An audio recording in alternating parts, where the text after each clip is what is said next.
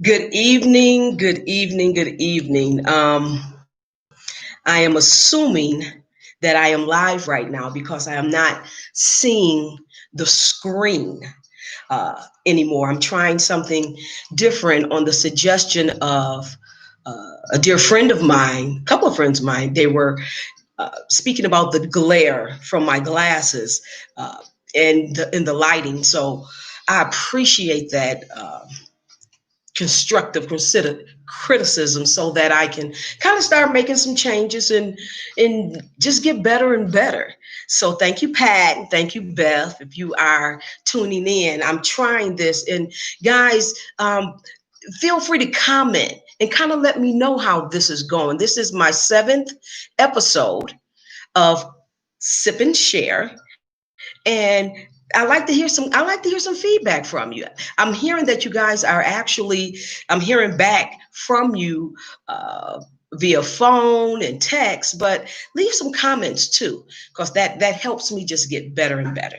So with that said, welcome to Sip and Share Wednesdays, where for just a few minutes, I and maybe you will sip. No, I love my red wine, and I'll share. Now, last week we left off, we were talking about alignment and what characteristics one has when they are aligned with their soul self. Um, we talked about what it felt like and what it looks like when you are aligned with your soul self, and then how readily you are able to get yourself back in alignment when you realize, when it comes into your awareness, that you are not aligned with your soul self. Hence, I asked a question at the very end last week, what's in your toolkit? And in other words, I guess what I was saying was, what anchors you? What anchors you when you realize you are not resonating in that new earth state of consciousness, when you are not aligned with your soul self? What's in your toolkit to pull you back in alignment? We talked, I talked last week about um, reaching for that best feeling thought when you're triggered and you're out of alignment, and it comes into your awareness that you're out of alignment. uh, a method for getting or starting to shift, because it's not a light, you can switch it on and off, but one of the methods I discussed last week to shift, um, and start moving the momentum back toward alignment with your soul self, was reaching for those the best feeling thought at that time, at the time that you can't, like, take for instance, I mentioned that uh, resentment was a little softer than anger. I believe that I said last week. So you reach for that, the closest thing, that feel good thought that you can find, and then you milk that until the momentum, and you start feeling that you're shifting and moving back, raising your frequency, and then moving back into alignment with your soul self. Was reaching for that best feeling thought at the time. And for me, also meditation, of course, is very key in helping you to align with your soul self. So in my meditations, early meditations, I was taught how to raise my vibration from within, because the kingdom lies within, right? I was taught how to balance the six aspects of my well-being. And you know what those are, right? They're what? Mental, physical, emotional, social, financial, and then what's the last one? Spiritual. All right, so helps me to balance those six aspects of my well-being, meditating and being in alignment with my soul self. I was taught what to create and how to be of service to the whole of humanity. Um, I now remain connected and aligned as often as I can with my soul self, and I am more readily aware when I'm not in alignment, because I've created a toolkit of sorts, a anchors that help in the shifting of my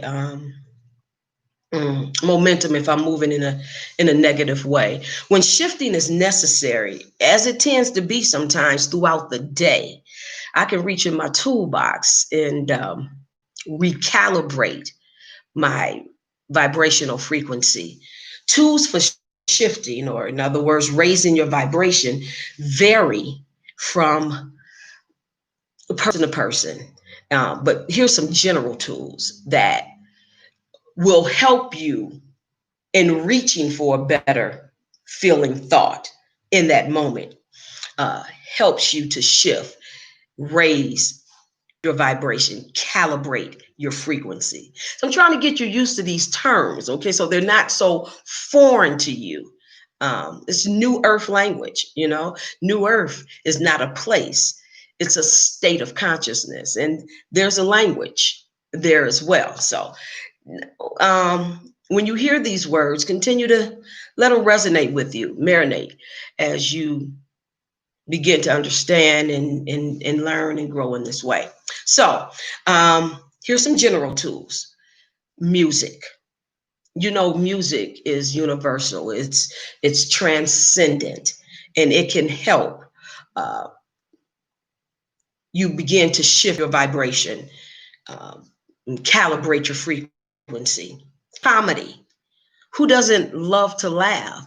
Isn't it a saying that laughter is like medicine? Laughter is medicine. So good comedy, painting, sculpting, for me, coloring. Okay, some people may not be like I said. It's These are just different tools for how we all resonate differently. Uh, writing for me is something somebody wouldn't pick up. No, I don't want to write. I don't want to journal. But for me, it's definitely in my toolkit and a go-to when I'm reaching for those better feeling thoughts, you know? Of course, meditation is number one. Time in nature. Time walking. When the last time you took a walk? No, not to get from point A to point B. You're just doing it because, and you are letting your senses tune into any and everything around you. Uh, it's get out in nature. That's a really big uh, help in raising your vibration. Exercise, yoga, stretching, stretch every morning. That's love right there. That's self-care when you move your body, when you connect to your body in a way that it'll communicate with you uh, on a whole nother level, new earth level. Cloud burst of appreciation. I give a lesson on that, and that'll be in time to come. I'll tell you about how to do those cloud bursts of appreciation. Aromatherapy. Oh, to light your oil, your scented oil, or your incense, or your candle. That's an automatic for me. I don't know, but aromatherapy, that's an automatic shifter, vibe shifter that I have in my toolkit.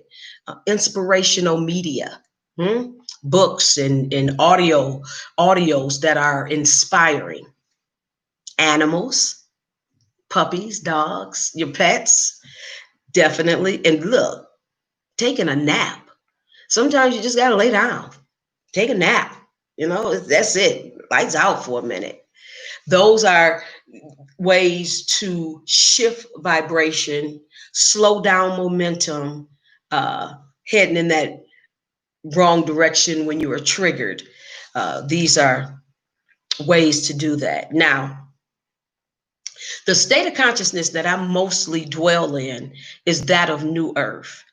I am a New Earth representative and inhabitant. I spend most of my time holding high vibrations in order to plant seeds and water plants for New Earth living. That's what I do. There are millions of people awakening from old Earth all over the world. There's a mass awakening that's happening globally. Awakening, what do you mean by awakening? What I mean by awakening is a shift in consciousness, an ascension almost from the lower 3D, 4D frequencies, bandwidth, to that higher state of consciousness, New Earth. You may very well be someone in the process of shedding old beliefs and ideologies that were part of your programming and conditioning of old Earth. You are not alone. I encourage you, if you have not already, to start a daily 15 to 20-minute meditation practice. Everything you need is within.